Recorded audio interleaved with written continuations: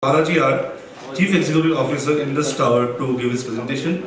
And then Mr. Deepak Kumar Basu, Deputy General Manager, Indian Oil Corporation Limited. And then a small presentation by Mr. Satyajit Rao. Mr. Balaji R. My introduction about myself. My name is Balaji. Once again, let me introduce myself. I look after the business of Indus Towers as far as Maharashtra is concerned, and our company is pan-India. And what we exactly do is that if your phone is working, it's because of us. It is not because of Airtel, Vodafone Idea, Tata, Reliance, Jio, and so on. Because the backbone to the entire communication system is basically managed, invested, managed by us.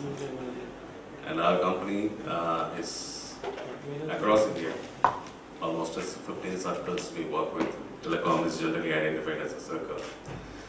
How am I connected to this conversation, and what is this all about?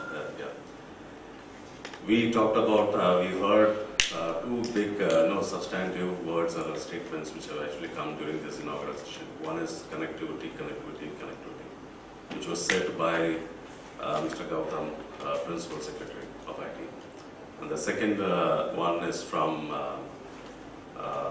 the Deputy Mayor of Barcelona, ex-Deputy Mayor of Barcelona. He mentioned about the quality of life of a citizen or an average citizen. I think that is where it's really striking to us. How are we connected to that statement is the story of Indus Towers for us. And before I start, our vision as an organization, our vision statement is all about how do we transform, or we transform the lives of the people through communication. And that is lives through communication. That's the vision on which we work. When he said about the connectivity, when he said about the quality of life, I want to share one quick example before really going into it, because this presentation is going to take just a couple of minutes, and that's it. I personally experienced this when I am working with Indus Towers. At that time, I was in Calcutta, and there was a request by Army, which is just hardly 5-6 kilometers aerial distance from Chinese border, and there were a couple of villages there which needs to be connected, and this basically there's no connectivity, bottom line. So and if there is an avalanche, there is no way that these people can connect unless otherwise the army comes and heads them, and so on and so forth. And we took we pursued various methods by which we should connect those people, and it's more from a voluntary. There is no business need for us to do it, but yet we took pride in doing this work. And the distance from Gangtok is close, is 129 kilometers, this location. And one has to travel almost 10 hours to reach that place. And then imagine then how that place could be. And one may wonder why we need a connectivity there. Let me tell you this example before come to the conclusion quickly. When we did this connectivity by fiber and as well as putting the tower and making their phones to work, and that was the first time in the history of those villages, 4 or 5 villages. I can name those villages in the name of Lachung, Lachen, and so on and so forth, which is quite a distance from here. You can't even imagine the distance. It's exactly 5 kilometers from the Chinese border. That's it. And the tower was operating, and the fiber was operating. Underground fiber was operating at more than 13,000 feet high from the mean sea level. So when this was connected, there was villages which were, started connecting, switching on the phones, and then they started talking to each other, calling people at various parts of the world. Then I saw the world is actually shrunk. It is not the shrunk, that matters to us, but what really matters is the communication which is actually reached to the hands of those people. And how jubileous and how, the chants which are actually, thrown up in front of me was amazing. More than 600 people, 700 people across the villages, that area, treated me at that day as a god. And that day I really realized what it means to transform a life through communication. So it's not about the business, what I mean, It's all about the mission or the vision on which our company actually works. How that connects to the smart city? What is the smart city is all about? It's about governance. It's all about managing smartly the environments, managing smartly the so-called energy management systems, and so on and so forth, including your infrastructure.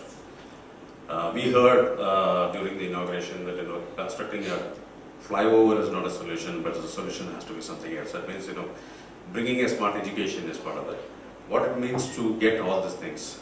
What is the one mean by which you get all these things is purely a connectivity, nothing. And that is where our business is all about, and that's where we are. And so we come with an experience of almost managing 1,20,000 towers across India. In Maharashtra, especially more than 12,000. So we represent 10% in Maharashtra. We work very closely, relentlessly with Nagpur municipality in terms of getting those specific infrastructure in place. I would say that these are all more qualified to be used as an infrastructure for a smart engagement activities, which is now being initiated. We are working very closely with various, right from Mumbai, Thana, and as well as with PMC, Pune Corporation, and Kolhapur, and everywhere. So let me just move faster here. So my company is nothing but the joint venture of all the three companies, which is Airtel, Vodafone, and Idea. You may be wondering that Airtel and Vodafone is fighting on the field. Actually, I belong to all three of them. So Airtel, Vodafone, and Idea, all the three companies have the JV partners for me. But at the same time, every 3 calls out of the 4 calls in India, goes out of my network. And that's the pride. And we also take the pride in saying that, minimum 650 to 700 million customers multiple times connect on an everyday basis through our network. And so there is always a reason for us to believe that in this smart city journey taken by every single municipal corporations or the government engagements, there is a larger play one needs to be played where the superhighway connections, which is required for this kind of a data bandwidth, can be enabled by us. And so this is just to bring a pitch of sail in front of you all, give you a perspective of what we are and how ready we are in terms of taking this to play along with any of the municipal corporations as well as with the engagements with government agencies. So this is what we saw. We are familiar with some of the photos. I'm not too sure whether it's clear. Cities used to be just a small gullies, and then subsequently it became super big buildings and so on and so forth. I think there's one quick reference I want to make here.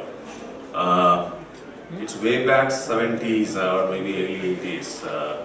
There was a growing need for the superhighway. We would have heard something like before fiberization, something called superhighway, which is nothing but those the fibers which are laid across New York City. The first city to get the so-called smart city. Today we call it as a smart city, and those days it was called a connected city. So the connected city superhighway was actually initiated sometime in the early 70s. Today we are in somewhat late 20s, 2020, I don't know, 2017, that probably will be onboarded sometime in 1.5 years from now, maybe 2 years from now. So that means we are almost like 40 years away from there. And that's where the real game changer is.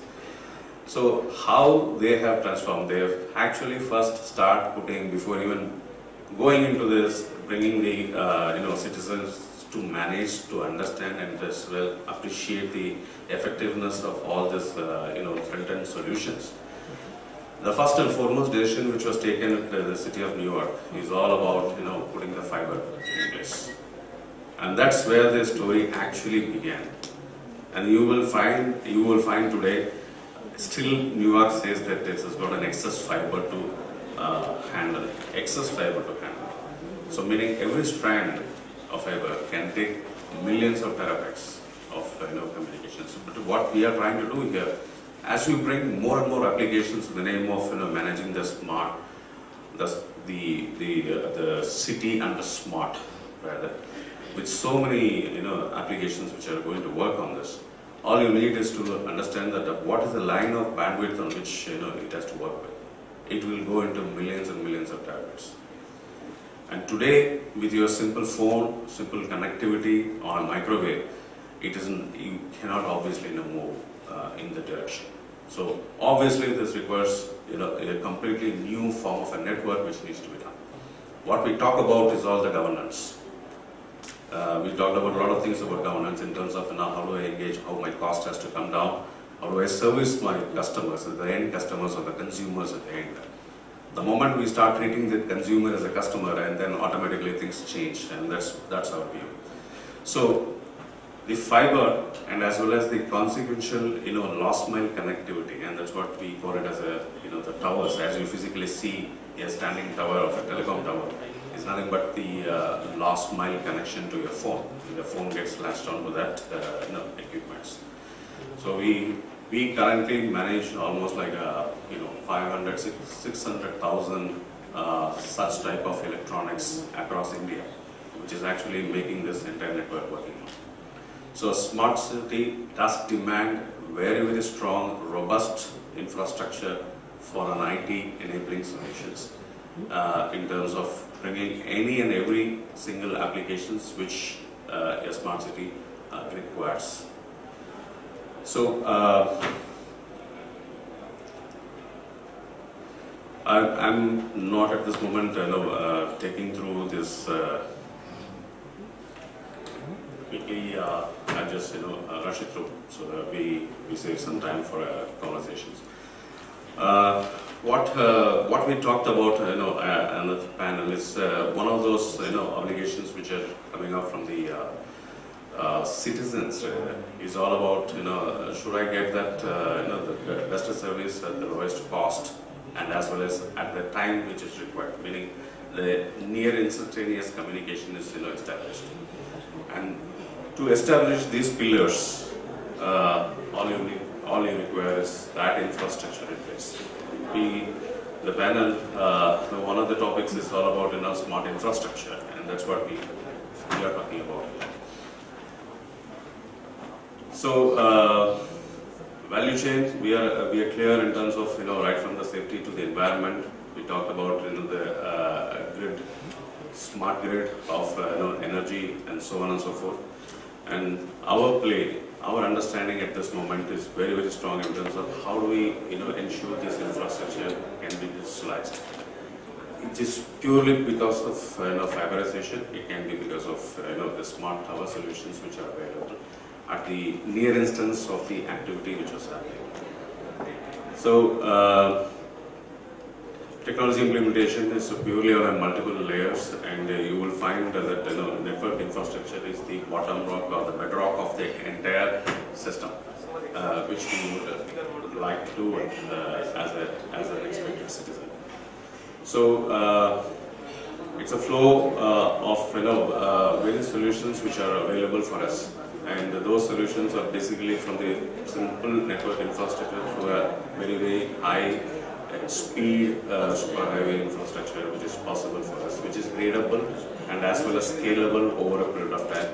Because all we need is to ensure that the ducts are in place, and so that it can be fiberized with the kind of dimensioning which is required for the bandwidths.